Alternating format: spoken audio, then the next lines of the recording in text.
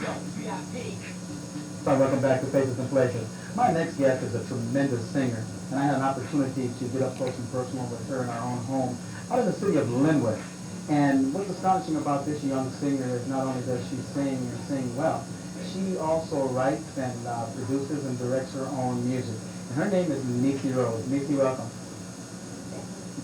Good to have you with us. I was really impressed with what I saw. I listened to your tape. You have a new tape out now. What's the name of it? Mentor. And the single is Can We Work It Out? Okay. And how did you get the name Mentor for that? Okay, actually the word mentor came from my daddy. Wanted to use that on the LP because of his brother. He has a big brother who is not with us any longer. He died in 19. His name was Mentor. Everybody called him Mitten, so he looked up to him, and so he said, when we do this album, I want to name it, Mentor, and then I look up to him too, so I said, okay, he's my mentor. Now it's a tremendous album. Is that your debut album? Is that your first release? Yes, that was the first. And a lot of hard work went into it, but when I looked at the credits, I noticed that most of the writing and arranging was done by you. Yeah, I didn't have anyone to collaborate with, and I had to put it together myself, and I said, hopefully it's done professionally, I had to do it all by myself, but it was over a course of time. It wasn't just like something that we just put together. It was over a course of years, a couple of years after I started, and there were a lot to choose from, and I picked those particular 8 and we just put them together. So it was time. It wasn't a rush thing, writing. So, it was good. It was easy. Where did you get that inspiration from? Where did it come from? How, in such a young mind, I know you're 19 now, going on 20, and you said 2 years ago, so you must have been around 17 when these things were going through your head. Yeah. Where did that inspiration come from, and what pushed you to put something together like that? First of all, my parents, they pushed me, and they want me to be out there. And the inspiration came from the singers before me, like Aretha Franklin, Marvin Gaye, all of the girl groups, those are my favorites. Inspired by Smokey Robinson, Marvin Gaye. And, it was something that I decided I wanted to do, singing and writing, from those performers before me. So they really inspired me. And, like I said, my parents. Well, let's talk about Howard and Pat, your mother, mother and father, whom I've really grown to love. We have a special relationship here, and they're out in the audience today, and say hi to them. There's a real close bond there. Yeah.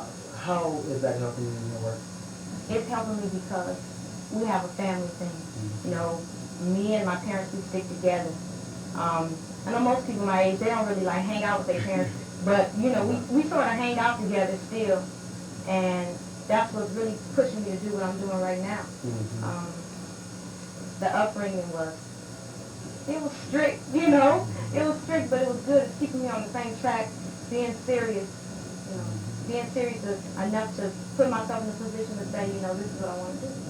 And I see our cameraman's got a shot of your mom and dad sitting there, and Howard is scared. By the way, I'd like to make mention that Howard is president of HCR Records. Yes. And that's the label that you're currently recording under. Right. And let's talk about some of your music. Now, I have a couple of favorites, and I kind of want to know what you were thinking. Now, what about We Can Work It Out? Oh, Can We Work It Out? Can We Work It Out? I really know the music, don't I? Yeah. What was I thinking about? What was I thinking about? How long was you right now? I was about... What?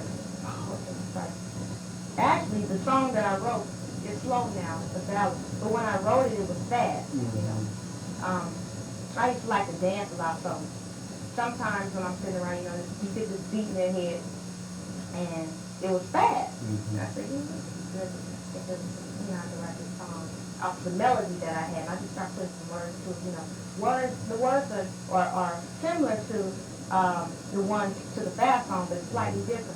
And there's so many things going through your head. You say, I want to write a song that's professional. I want to write a song that people would like, And so I slowed it down and I changed it, and I said, this is it.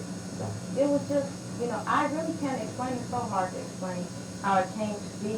It was just that my parents said, you have a lovely voice, and we want you to sing, but, you have to have something to go along with it. Right. So the writing was just something that was pushed through the years, listening to all the songs from the 50s and 60s all the way up, And it was just something that it felt like, you know, I belong, I should be there, you know, I can do this, you know, and that's the way it came to be. But, you know, I can't even identify one particular song. How did it come about?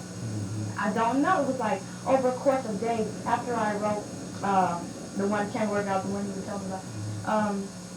It was like a week later that I wrote Don't Get No Green Leaf. And it was in the summertime. It was the summer of what, 86, something like that. I had really started writing. You know, you have a lot of time out of school, so, you know, listening to the radio.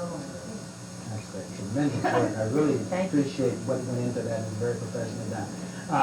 Before we have to leave here, you made your professional debut all the way down in, was it Chattanooga, Tennessee?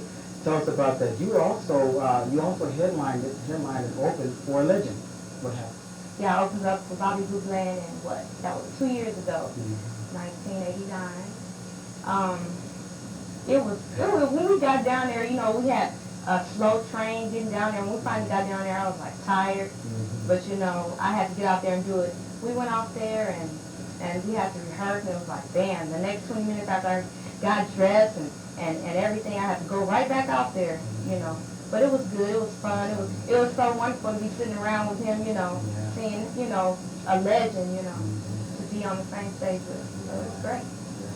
And folks, she's being very modest about this. This girl bought the house down. Now, when they closed the curtain, she'd already sang, I know you sang 8 songs. With no rest. With no rest in between. She went song after song with backup singers that didn't even know her that well, and she was very professional. We're going to show some of those clips while we're talking, but it was very well done. And long after the curtain closed, they were still calling for it. I thought that was good. As we come to a close, I want you to comment on one of the songs that I particularly like, and I want to know what you were thinking when you wrote Practical Girl. Practical Girl.